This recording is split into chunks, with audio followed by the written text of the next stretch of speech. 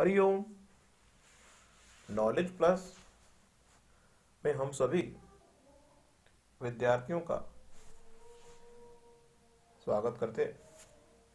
आज Hariom astrology class number 446 class है। जैसा कि पिछली क्लास में हमने एक टॉक शुरू की थी कि हमने हर भाव के बारे में 5 बातों पे फोकस किया था और हम शायद 10th भाव पर पहुंचे थे।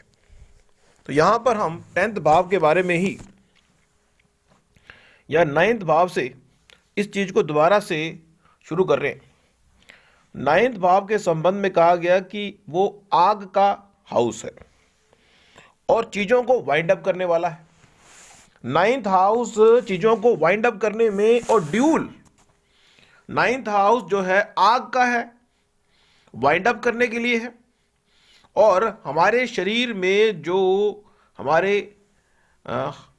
हिप्स हैं उनको डिनोट करता है। और एक एनर्जी कौन सी है? मेल एनर्जी है। इसकी बात हमने की नहीं वैसे। आग का एलिमेंट है, एक्शन की बात करता है, एक्शन के माध्यम से वो एनर्जी है और मंदिर की बात भी करता है, धर्म की बात भी करता है। मीन्स व्यक्ति चीजों को वाइंड अप कर रहा है धर्म के लिए, धर्म स्थापित करने के लिए। तो 9 नंबर कुंडली में जहां भी आएगा वहां पे एक्शन की बात होगी, वाइंड अप की बात होगी, हमारे हिप्स की बात होगी, आग की बात होगी, मंदिर की बात होगी, लंबी यात्रा की बात होगी। मीन्स लंबी लंबी यात्रा की बात आती है 9 नंबर जहां पे भी है। अगर कुंडली में 9 नंबर अगर ताकतवर हुआ तो आप लंबी लंबी यात्रा करने की बात करेंगे। यात्रा के संबंध में अगर भाव की बात की जाए तो 3, 7, 9 जो भाव हैं यात्रा के भी हैं। दोबारा से हम अपने ध्यान को रीडायरेक्ट ना करें और 10वें भाव पे आए। 10वां भाव फिर दोबारा से चीजों को स्टार्ट करने का है। वो कहता है कि मुझे मूवमेंट पसंद ही नहीं है। 10वें भाव में व्यक्ति मूवमेंट पसंद नहीं करता, नो मूवमेंट। क्योंकि एलिमेंट क्या है? पृथ्वी का भी है। एलिमेंट क्या है? आकाश का भी है। तो आकाश का एलिमेंट भी है, पृथ्वी का एलिमेंट भी है। और हमारे जो घुटने हैं, 10वां भाव हमारे घुटनों को रिप्रेजेंट करता है। और हमने शायद पहले भी बताया था कि हमारे जीवन में 10वां भाव एक ऐसा स्टेज शो है जहां पे अगर हम कोई भी एक्टिविटी परफॉर्म करेंगे तो वो दिखाई देगी, हम उसको छुपा नहीं सकते। 10वें भाव में अगर कोई प्लेनेट आ गया तो आपकी एक्टिविटी छुपेगी नहीं, आप छुप के कोई काम नहीं कर सकते। 10वें भाव में अगर शनि आ गया तो आप ऑफिस में बैक एंड पे तो काम करेंगे, लेकिन वो बैक एंड भी नजर आएगा। जैसा कि हमने अपनी टॉक में ये बताया है कि अगर कुंडली में जो शनि है वो बैक एंड पे काम करने की बात करता है, जो सूर्य है वो फ्रंट एंड पे काम करने की बात करता है। यहां पे एक और रहस्य से हम पर्दा हटाएंगे, टॉक के जो दूसरे मोड में जाएंगे। अभी 11 नंबर में जाएं हम,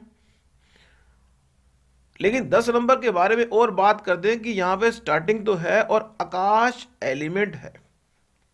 when ever we are starting something, ये बात अच्छी तरह से समझ लें कि पहला भाव की ताकत, 10वें भाव की ताकत अगर 100% है, 7वें भाव की ताकत 70% है, चौथे भाव की ताकत 40% है और पहले भाव की ताकत 10% है। कुंडली में इस तरह से चाहे केंद्र की बात करें, चाहे D9 कुंडली की बात करें, चाहे D10 कुंडली की बात करें, 10वां भाव सबसे अधिक ताकतवर है।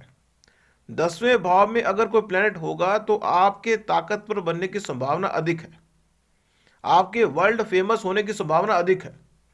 चाहे वो D1 कुंडली में हो, चाहे वो D9 कुंडली में हो, चाहे वो D10 कुंडली में हो, 10वें भाव में कोई भी प्लेनेट होगा तो उसका इंपैक्ट जो है वो हाई लेवल पे है, वर्ल्ड लेवल पे है। अब अगले भाव की बात करते हैं, वो है 11वां भाव। फास्टेस्ट वे में अपने ही सपनों को प्राप्त करने के लिए, अपने ही सपनों को प्राप्त करने के लिए कदम बढ़ाते हुए क्यों शर्मा रहे हो? अपने ही सपनों को प्राप्त करने के लिए कदम बढ़ाते हुए क्यों शर्मा रहे हो? 11वां भाव फास्टेस्ट वे में मूवमेंट की बात करता है। फास्टेस्ट वे में मूवमेंट जो है प्रोसेस लेवल पे भी है। सपनों को करना हो पूरा तो फास्टेस्ट वे में मूवमेंट करनी पड़ती है, अपने आप को बहुत ज़्यादा रीडायरेक्ट करना पड़ता है। और 11वां भाव जो है हमारी पिंडलियों का भी है, हमारी इच्छा पूर्ति का भी है, और हवा का एलिमेंट होने की वजह से सपनों की पूर्ति के लिए, सपनों की पूर्ति के लिए चारों दिशाओं में, सपनों की पूर्ति के लिए चारों दिशाओं में चलना इस भाव की पहचान है। सपनों की पूर्ति के लिए चारों दिशाओं में चलना इस जो भाव है उसकी पहचान है। लाभ अवार्ड मिलने की बात करते हैं तो ये भाव है। यहां पे अगर हम 11वां भाव हमारी इच्छा पूर्ति का है, 12वें भाव की अगर बात करते हैं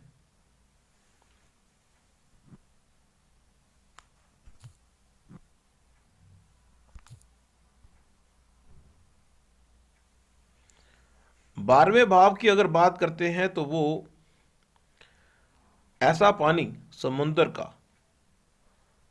अब यहां पे जो प्रोसेस की बात करते हैं तो वाइंड अप है, एलिमेंट की बात करते हैं तो पानी है,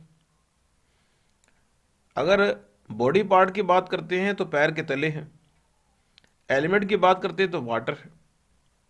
समाज से हटके ऐसी कोई चीज जो समाज से हटके आप करना चाहते हैं वो है 12वां भाव। 12वां भाव समाज से हटके किसी चीज को एग्जीक्यूट करना है। अब यहां पे हमने एक व्यू पॉइंट आपको दे दिया, टॉपिक को चेंज करते हुए थोड़ा और हम बात करने का प्रयास कर रहे हैं कि इस चीज को थोड़ा और एंगल से भी समझने का प्रयास करेंगे किसी अन्य टॉक में, लेकिन यहां पे एक नया लुक हम देने का प्रयास कर रहे हैं। एक नया लुक के हिसाब से चीजों को समझाने का प्रयास कर रहे हैं कि आप एक कुंडली, जन्म कुंडली बना लें।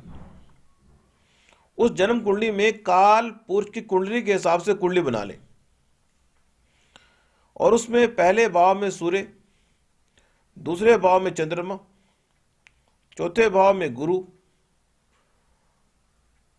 पांचवें भाव में केतु, छठे भाव में बुध, सातवें भाव में शनि, 10वें भाव में मंगल, 11वें भाव में राहु और 12वें भाव में शुक्र को प्लेस कर दें। ये जो प्लेसमेंट हमने बताई कुंडली में, चाहे काल पुरुष की कुंडली हो चाहे किसी की भी कुंडली हो, अगर प्लेनेट की प्लेसमेंट यहां पे है तो उनका जो लाभ है वो आपको एक्सट्रीम मिलेगा। ये बात बायोलॉजिकल समझना जरूरी है। ये बात बायोलॉजिकल समझना जरूरी है कि अगर कुंडली में 1 नंबर लोकेशन में सूर्य आ गया तो वो जो प्लेनेट 1 नंबर में सूर्य आया है वो सूर्य ग्रह जो है उच्च का रिजल्ट देना चाहेगा लोकेशन के हिसाब से, चाहे वो लोकेशन के हिसाब से 1 नंबर में आया हो या लगन में आया हो। दोनों ही पॉइंट से 50% उसका रिजल्ट बढ़ गया। अगर वो 1 नंबर में आया है तो वो 100% रिजल्ट देगा, लेकिन अगर वो पहले लोकेशन में पहले भाव में आ गया तो उसका 50% रिजल्ट देना भी तय हो गया। इस तरह चंद्रमा की अगर बात करें, चंद्रमा अगर किसी व्यक्ति का दूसरे भाव में हो तो 50% रिजल्ट वो देगा, लेकिन अगर दूसरे भाव में भी हो और 2 नंबर में भी हो तो वो 100% रिजल्ट देगा। मींस जो लोकेशन है वो भी प्रभावित करती है और 50% रिजल्ट देती है। इस तरह गुरु चौथे भाव में उच्च का होता है, लेकिन गुरु कुंडली में चाहे डिविजनल चार्ट हो चाहे कोई भी चार्ट हो, अगर कुंडली में गुरु चौथे भाव में है, चाहे वो 4 नंबर से चौथे भाव में है या किसी और नंबर से, उसका रिजल्ट 50% उच्च का हो गया। सेम ही केतु, केतु अगर 5वें भाव में है, केतु अगर 5वें भाव में है, तो अगर केतु 5वें भाव में है, 5 नंबर में ही है, तो उसका रिजल्ट 100% हो गया। लेकिन अगर केतु 5वें भाव में है तो उसका रिजल्ट 50% तो हो ही गया। इसी तरह बुध की अगर बात करें, बुध लोकेशन के हिसाब से भी अगर 6ठे भाव में आता है तो 50% रिजल्ट बुध का अच्छा हो गया। लेकिन अगर वो 6 नंबर में नहीं है तो भी बुध का रिजल्ट 50% अच्छा है। यह बात भी बड़ी इंपॉर्टेंट है। 7वें भाव में, 7वें भाव में कहते हैं कि जो प्लैनेट आएगा, शनि आ गया, अगर 7वें भाव में शनि होगा तो शनि जो है अपना रिजल्ट उच्च का देगा। अब शनि के समान हम राहु को मानते हैं, इसलिए 7वें भाव में बायोलॉजिकली राहु अच्छा रिजल्ट देने के लिए 50% बाध्य हो गया। इसी तरह से 10वें भाव में, 10वें भाव में मंगल उच्च का होता है। अगर बाय चांस कुंडली में 10वें भाव में मंगल हो लेकिन उच्च का ना हो तो भी वो 50% उच्च के रिजल्ट देगा। इसी तरह से राहु जो है 11वें भाव में हो और 11 नंबर में हो तो वो 100% इच्छा की पूर्ति का प्रयास करेगा, होप एंड विशेष को पूरा करने का प्रयास करेगा। लेकिन राहु अगर 11वें भाव में तो है लेकिन 11 नंबर में नहीं है तो वो 50% अपना रिजल्ट देगा। शुक्र की अगर बात करें, शुक्र अगर 12वें भाव में हो, 12वें भाव में हो, अब यहां पे हमने लोकेशन पे फोकस किया है, नंबर पे फोकस नहीं किया, लोकेशन पे फोकस किया है। अब यहां पे यह बात भी समझना जरूरी है कि यहां पे जो परसेंटेज है 50 और 100 हो रहा है, लेकिन बाय चांस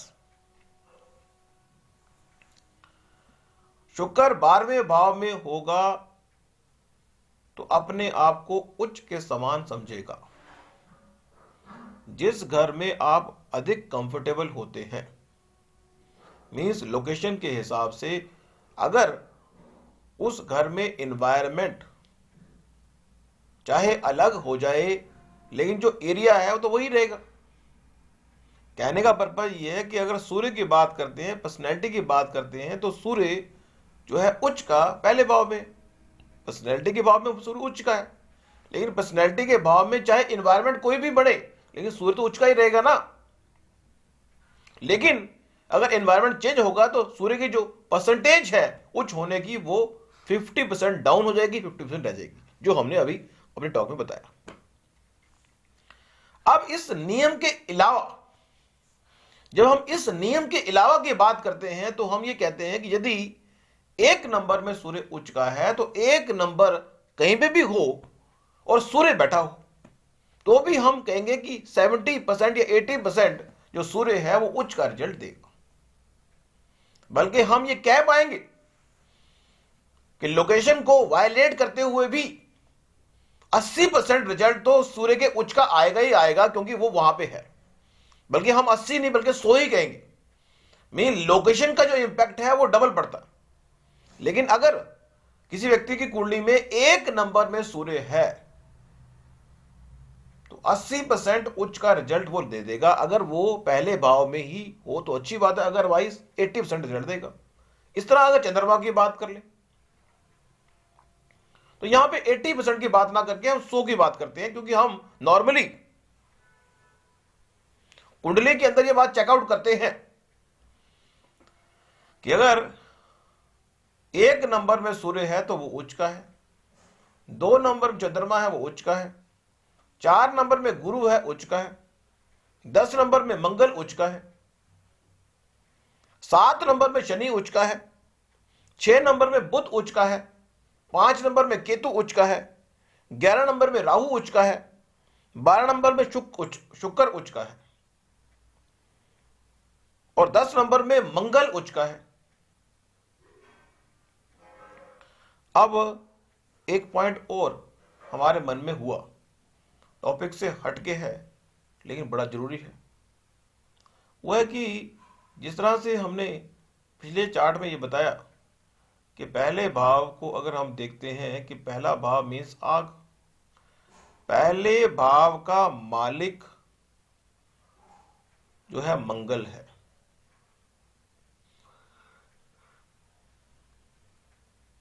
लेकिन पहले भाव का जो कारक है वो सूर्य है। पहले भाव का जो मालिक है वो मंगल है। पहले भाव का जो एलिमेंट है वो आग है और पहले भाव का जो कारक है वो सूर्य है। तो यहां पे तीनों के तीनों जो फैक्टर हैं वो आग से रिप्रेजेंट हो रहे हैं। एक नंबर का मालिक मंगल, आग की बात है। एक नंबर या पहले भाव का जो कारक है वो सूर्य है, आग की बात है।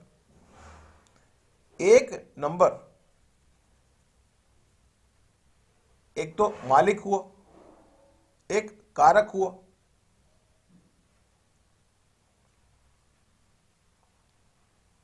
एक नंबर, तो यहां पे कारक की बात करें तो भी आग की बात है ना। घर की बात करें तो भी आग है। मालिक के हिसाब से भी आग आ गई, एनवायरनमेंट के हिसाब से भी आग आ गई, और अगर कारक के हिसाब से देखा जाए तो भी आग आ गई। तो मतलब कहने का यह है कि एक नंबर कुंडली के चाहे किसी भी भाव में चला जाए उसमें आग की बात आएगी आएगी।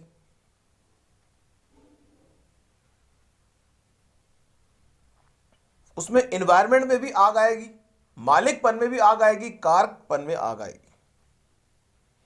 तो ये चीज भी हम कुंडली के दूसरे भाव के प्रति भी चेकआउट कर सकते हैं कि दूसरा भाव पृथ्वी एलिमेंट है, लेकिन दूसरे भाव के संबंध में एक विरोध आता है। वही हम बताने का प्रयास कर रहे हैं कि दूसरा भाव जो है, जो टोरस असेंडेंट वाला है, उसमें विरोध आता है। विरोध क्या आता है कि जो भाव है उसका जो एलिमेंट है, जो एनवायरनमेंट है वो पृथ्वी है, लेकिन उस भाव का जो मालिक है वो शुक्र है, जल आ गया। लेकिन उस भाव का जो कारक है वो गुरु है, वो आकाश हो गया। तो आकाश भी है। अगर हम जल की बात करें, आकाश, जल और पृथ्वी, आकाश, जल और पृथ्वी का समावेश आ रहा है इसमें। दूसरे भाव के अंदर आकाश, जल और पृथ्वी का समावेश आ रहा है, इसलिए आकाश की बात भी करते हैं, पृथ्वी की बात भी करते हैं, और आकाश की बात भी करते हैं, पृथ्वी की बात भी करते हैं, और जल की बात भी करते हैं मालिक के हिसाब से। तो ये तीन बातें भी बड़ी इंपॉर्टेंट है। अब एक अलग से एक पॉइंट और है जो हम बताने का प्रयास कर रहे हैं, वो है राहु के संबंध में। कहते हैं कि अगर राहु किसी व्यक्ति का 10th भाव में बैठा हो तो निश्चित रूप से केतु 4th भाव में बैठा होगा। 4th भाव व्यक्ति को इनफॉर्मल नहीं होने देता अगर केतु बैठा हो तो। एक्चुअल में 4th भाव में व्यक्ति इनफॉर्मल होता है, वो ध्यान नहीं रखता कि वो क्या बोल रहा है। लेकिन अगर 4th भाव में व्यक्ति इनफॉर्मल ना हो पाए तो केतु बैठा हुआ है। राहु जहां बैठता है वहां वह विस्फोट की बात करता है, बड़े बड़े सपनों को देखने की बात करता है। राहु अगर 10वें भाव में हो और केतु चौथे भाव में हो तो व्यक्ति घर से प्रति उसका लगाव नहीं होता, घर के प्रति उसका लगाव नहीं होता, उसका ऑफिस के प्रति लगाव होता है। वो कहता है मुझे वर्ल्ड फेमस होना है। व्यक्ति इस संसार में अपने परिवार के प्रति लगाव ना रख के वर्ल्ड के लोगों की सहायता करने में लगा हुआ है। इसके बारे में कुछ और जानकारी भी हम आपको देंगे। अब टॉपिक से हटते हैं दोबारा से और 2 नंबर पे आते हैं। 2 नंबर जो है वो एक ऐसा भाव है जो कहता है कि मैं चीज़ों को इकट्ठा करूंगा, मैं चीज़ों को इकट्ठा करूंगा, रिसोर्सेज को इकट्ठा करूंगा, बैंक बैलेंस को एक्यूमुलेट करूंगा। 2 नंबर कुंडली के जिस भाव में भी होता है, व्यक्ति कहता है मुझे एंजॉय बोलना मेरी एंजॉयमेंट का पार्ट है। वो कहता है खाना खाना मेरी एंजॉयमेंट का पार्ट है। वो कहता है आराम करना मेरी एंजॉयमेंट का पार्ट है। 2 नंबर कुंडली के जिस भी भाव में पड़ेगा वहां में व्यक्ति बिना बोले अपनी मतलब बोले बिना वो रह नहीं सकता। टोरस असेंडेंट वाला व्यक्ति अगर कहीं नौकरी करेगा और वहां पे बोलने की बात नहीं है तो वो नौकरी छोड़ देगा। या बोलने की बात नहीं है या कंफर्ट की बात नहीं है। अगर बोलने की बात तो नहीं है लेकिन कंफर्ट की बात है तो वो नौकरी छोड़ेगा नहीं। लेकिन ना तो बोलने की बात हो ना कंफर्ट हो तो कहेगा मैं नौकरी छोड़ रहा हूं। वो अपने टर्म कंडीशन पे ही नौकरी करता है। 2 नंबर कुंडली के जिस भाव में भी होता है वहां में व्यक्ति अपनी टर्म कंडीशन के हिसाब से काम करता है। अगर उसको वो अपनी टर्म कंडीशन नहीं मिलती तो वो काम नहीं करता। अगर वो नौकरी करने जाएगा कि मैं यहां पे आऊंगा, मेरे को अगर सर्कमस्टांस ठीक लगा तो मैं काम करूंगा, नहीं तो नहीं करूंगा, उसके मन में ये विचार आता है। दूसरा, जो 2 नंबर है, 2 नंबर जो है वो चेंज करना अपने आप को पसंद नहीं करता। उसको चेंज नहीं पसंद बिल्कुल भी।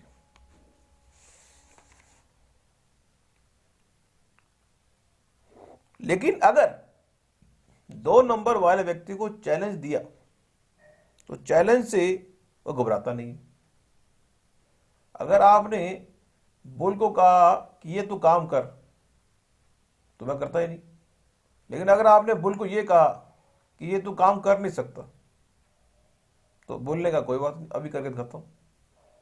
मतलब कहने का चैलेंज के रूप में अगर आपने 2 नंबर या टोरस असेंडेंट वाले व्यक्ति को चैलेंज के रूप में कोई काम कह दिया तो फिर वो काम कर देगा। लेकिन अगर आपने कहा कि आप सुस्त हैं, आप कुछ नहीं कर सकते, ये काम करना पड़ेगा आपको, तो 2 नंबर वाला कह सकता है मैं तो करता ही नहीं जी, आपने कराना करा लो कहीं से। तो कहने का पर्पज ये है कि 2 नंबर मूवमेंट के मूड में रहता ही नहीं, चेंज के मूड में रहता ही नहीं। चेंज तब होगा यदि उसको चैलेंज के रूप में काम कहा जाए तो वो चेंज करने को तैयार होगा। Thank you so much for listening and always putting Hari Om knowledge plus.